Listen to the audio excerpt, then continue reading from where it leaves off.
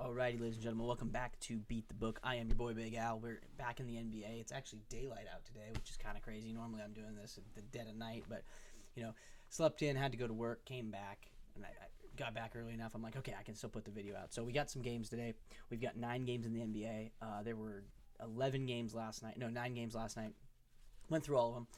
We had a pretty solid night. We went 2 of 3 on the locks of the day, but across the board with all the picks I gave out, we only missed on 4 of the 18 total. So great night.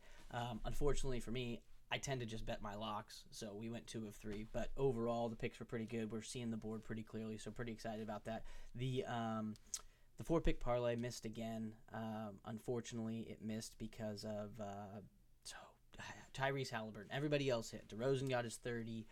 Aaron Gordon got his 5 boards, and Jason Tatum got his 8 boards, but we didn't get the 30-plus from Halliburton. He had a bad shooting night. He went like 2 of 8 from the field. Just absolutely terrible. 1 of 6 from 3. It wasn't great. So I thought he'd get it at the end with some free throws, but it just didn't happen. So anyway, we got a new slate of games today, November 2nd, Saturday. We got a bunch of games. I'm excited to jump into this one. So without wasting too much time, let's go ahead and hop right into it. So we got the Celtics taking on the Hornets again, back-to-back nights. The spread is 11. Yesterday, the spread was 6.5. So this spread changed quite a bit after they saw the Celtics won by 13 last night. So I'm on the Celtics minus 11. I know it's a lot of points, but I think they're the better team. They showed that they can they can cover that number. So I like the Celtics again minus 11. Like I said, couple weeks, like when the season started, I said if the Celtics are playing bad teams, which the Hornets aren't a good team, we're just going to trust the Celtics. And so last night was a little closer than I thought it would be. So this night, but they still covered this number. So we're just going to trust in a back-to-back they're going to cover this number. So I got the minus 11 with the Celtics. If you're on the Hornets, totally see it. Totally see it. The over-under set at 231.5. Since it's a back-to-back for both teams, I'm actually going to take the under here. So I'm on the under 231.5. Next game, we've got the Grizzlies taking on the 76ers. This is a 1-point spread. I think it was 3 when I looked earlier last night, so it has moved. The over-under set at 223.5. I like the under in this spot. The 76ers are not a good team. They're 1-3. They haven't been scoring well at home. The Grizzlies are averaging, pretty good points on the road. They've been a pretty solid team, and they're 3-3. So you got a 500 ball club going up against a team that's 1-3. So, and I only have to give up 1 point. Give me the Grizzlies, who are healthy. 76ers when they get Paul George and Joel Embiid back, which should hopefully be next week. We'll take a second look at the Sixers, but until they get them back, what are we even talking about? So give me the healthy Grizzlies. I will say Grizzlies are missing Marcus Smart, and they're missing Desmond Bane, so that could be a thing. But we still got Ja Morant. We still got Jaren Jackson. We still got the other starters there. So, like Bane, it sucks not having Bane, but they won without Bane the other night and they slaughtered. So, I'm just going to trust the Grizzlies to go in and beat up a Sixers team. So, -1 with the Grizz, and I do like the under. It's funny. Yesterday was a ton of overs. Today's more unders than overs, which is kind of funny. Anyway, next game we got is the Kings coming off a back-to-back taking on the Raptors off a back-to-back. Raptors played in a close game against the Lakers. We had them +9. They cashed. They lost by 6 or 7. And then the Kings we had going against the Hawks, we actually weren't on the Kings. We were on the Hawks +6.5 at home. They lose by 8. It's a bad beat. That was one of my locks of the day, too, so it kind of sucks. But we got the Kings, 8.5-point favorites in Toronto. They're having to travel today after playing in Atlanta. So I like the Raptors here, +8.5. They were able to cover against the Lakers. The Lakers beat the Kings. So by that convoluted logic, the Lakers better team than the Kings. So if the Kings go in, I think that the Raptors can cover the same number they covered with the Lakers. It's basically my philosophy on it. The over-under set at 235. That is a very high number. We saw the Kings and the Falcons. I keep saying Atlanta Falcons because I'm basketball and football, but against the Hawks. And that game got up to I think it was 150. It was high 40s or low 50s for 250. So this at 235. I'm going to actually take an under. The Raptors can score, the Kings can score, but they both are on back-to-back, so I think they're going to be a little more tired. I think it's going to be high scoring, so we're going to get high 220s, I think, but I just don't think it can quite get to 235. So tentatively on the under. If you like the over, totally see it, but I like the under, and I like the Raptors +8.5 at home again. Next game, we've got Golden State taking on the Rockets. Now, you guys know, if you've been watching the videos, the Rockets, I've been back and forth on this team. I faded them the first couple games because I'm like, it's the Rockets. They're not that good. They made me pay for it. And then played them last time and they hit. So I'm kind of with it. Now the Warriors have only lost one game. They don't have Steph Curry, but it's a 4.5 point spread. So I'm on the Warriors plus 4.5 tentatively. Like I said, we're back and forth with the Rockets. So if you guys do like the Rockets, and I'm going to say this for half of these, if you guys like it, bet what you like. Obviously, I'm just giving you my opinion. But I like Golden State. I think the Rockets probably still win the game, right? I think they win by 2 or maybe 3, but I don't know if they can win by 5. So I like the 4.5 with Golden State. Over under set at 217. I think it's entirely too low. Golden State's been scoring like mad. Houston at home scores pretty good. So I think this game's going to be in the mid 220s. So I'm on the over here. First over of the day. The other 3 were unders. This 4th game, I like the over a lot. So over 217 and plus 4.5 on Golden State. Andrew Wiggins is back. Buddy Hield's been playing crazy good. You still got Kuminga. The only person really missing of your starters is Steph Curry. So give me a Warriors team that's going to find a way to win without Steph, and then when Steph comes back, bada bing, bada boom, the Warriors are, playoff bound again. You still got Draymond too. It's not like Draymond's not playing, and we know he can keep that offense going. So I think that one could be a really fun game. But I like the Warriors. Next we got the Cavaliers taking on the Bucks. Cavaliers have not lost yet, and they have not stopped covering for us. So I know they're plus 1.5 here. We can't just turn away from them. So we're taking plus 1.5.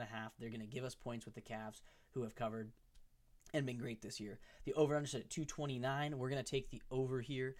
Over 230.5 is what I had written down. So it's already moved down to 229. So we're getting a better number. I like the over here, and I like the Cavs plus 1.5. The Cavs have been scoring like mad also, and like I said, we get points on a great team. The Bucks haven't shown me anything yet to where I'm comfortable taking them against a Cav team that's been incredible. So that's my picks there. Next, we got the Timberwolves taking on the Spurs. Minus 3.5 for the Timberwolves. Obviously, we're going to be on Minnesota. They have been great to us. They lost by 3 they won by 3 last night against Denver, and we had a -4. So it's just a bad beat again, and that was another one of the locks of the day. So the Hawks lost by 2 points, or technically 1.5, because we had them at 6.5. So we missed them by a point, pushing by 1.5, and we missed pushing with the Timberwolves by 1 point. So it's just like bad beat. It was right there for us. So we were 1 away from going 4-5 on the night. It's just crazy. But yeah, so I like the Timberwolves minus the 3.5. And as far as the over/under at 213.5, I'm actually on the under here. The Spurs don't score well at home. They're the second worst scoring team in the league as well. Utah's the worst scoring team, and the Spurs are the second worst scoring team. And Minnesota's defense has been pretty good. They're able to stop people. So I like I know it's a low number. But I like the under here. Next, we got the Heat taking on the Wizards. 9.5 points, which doesn't make any sense to me. I love Miami, man. Huge Miami fan. I've said it before. I'll say it tons this whole season. But I love Miami. I like Jimmy Butler a lot. I like Bam. I like Hero. They're just a fun team to me. Cannot take them minus 9.5. That is way too many points against the Wizards team. Now the Wizards don't have Kuzma, but that's it. They still have everybody else on there. Jordan Poole's still playing, right? What are we talking about? So I like the Wizards plus 9.5. I get almost 10 points. They're at home. And the over-under set at 224.5. We are on the over. The Wizards score. They play at a fast pace. So if the Wizards are going to score a ton of points, the Heat don't score. They like to slow the game down and play defense. But if the Wizards are playing fast enough, the Heat have to keep up. So I like an over here. I think it's going to be close. I don't think it's like a slam dunk over, but I like the over here. Next, we're flying right through this, dude.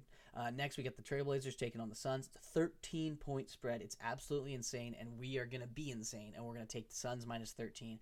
Portland has not shown me any chance, anything that they can, hang with any big dogs. So I'm just going to fade them. I mean, the Warriors in the first game of the season beat them by 35 points. So, give me the Suns with Booker cooking, with Durant, with Beal. We know that team. They're really, really good. So we'll take the minus 13 with the Suns at home.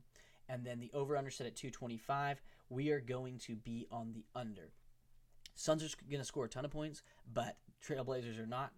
And if this game goes the way I think it is, the Suns are going to win by 25 points, and they'll be up here at 225. But, they're not going to be at 225, or 125, rather. They're going to be at 110, 115, and the Trailblazers are going to be they're not going to break 100. So I like the Suns minus 13, and I like the under here. Last 2 games for you guys. We got the Jazz taking on the Nuggets. Now, this one might get crazy. I told you the Jazz are the worst scoring team in the entire league.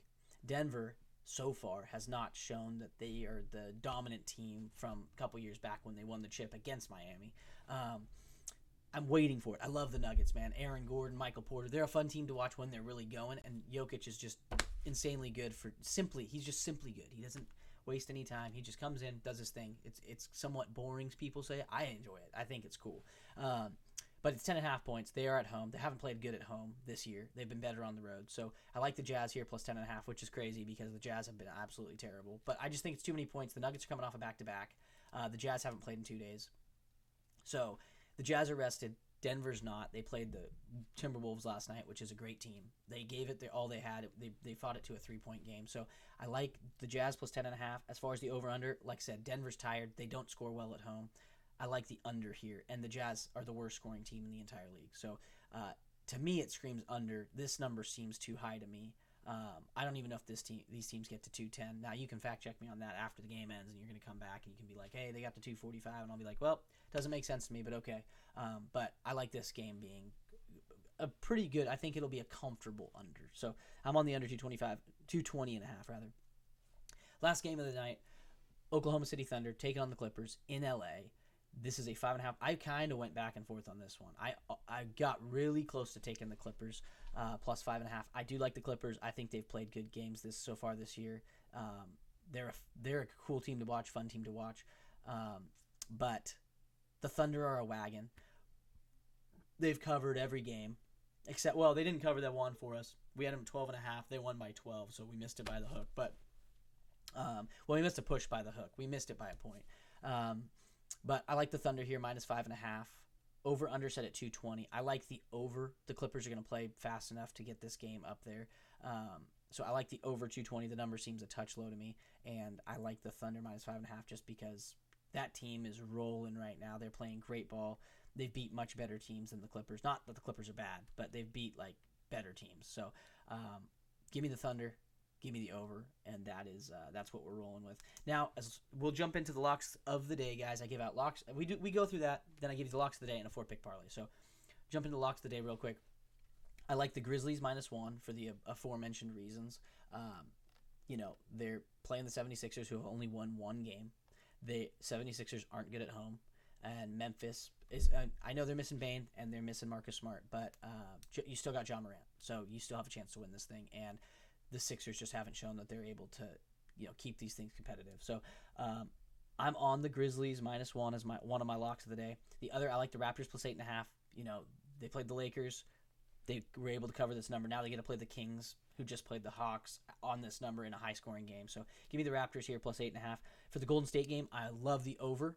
I think that number is way too low, so I like the over a lot. And then the final pick for my lock of the day is Cleveland plus 1.5, simply because Cleveland has done nothing but cash for us. So why would we stop going back to the cash cow if it's going to just keep printing, right? And I think this is a bad line. Plus, the Bucks, what have the Bucks shown to be a minus money team? I get there at home. So this is essentially a pick 'em because you're supposed to get 2 points for home field. So it's essentially a pick 'em.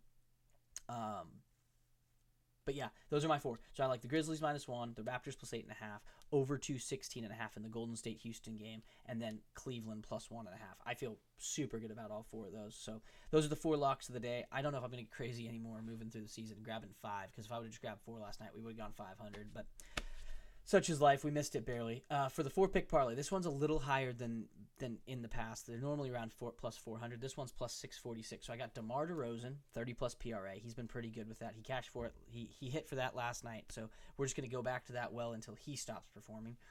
We got Andrew Wiggins, who's back. We got him 25-plus points, rebounds, and assists against Houston in a game that I think, like I said, gets over this 217 number. Wiggins should be pretty involved in the offense. And I know Buddy Hield's been popping off, but I think having Wiggins there will get them both baskets. Then I have Tatum for 8-plus boards because he cashed it last night. And like I said yesterday when I was giving the advice for Tatum at 8, he was great for this most of last year, especially through the back half of the season. So I like Tatum 8-plus boards. And then my final is Chris Paul 20.5-plus points, rebounds, and assists. It's his set line for the game tonight. He cashed this easily last time we took him. He got 19 points, and then he had, he's had some rebounds and some assists splattered in there. So I like Chris Paul 20.5 points, rebounds, assists. Tatum 8-plus boards. Wiggins 25-plus points, rebounds, assists, and then DeMar DeRozan 30-plus points, rebounds, and assists. That pays out plus 646 on DraftKings, obviously.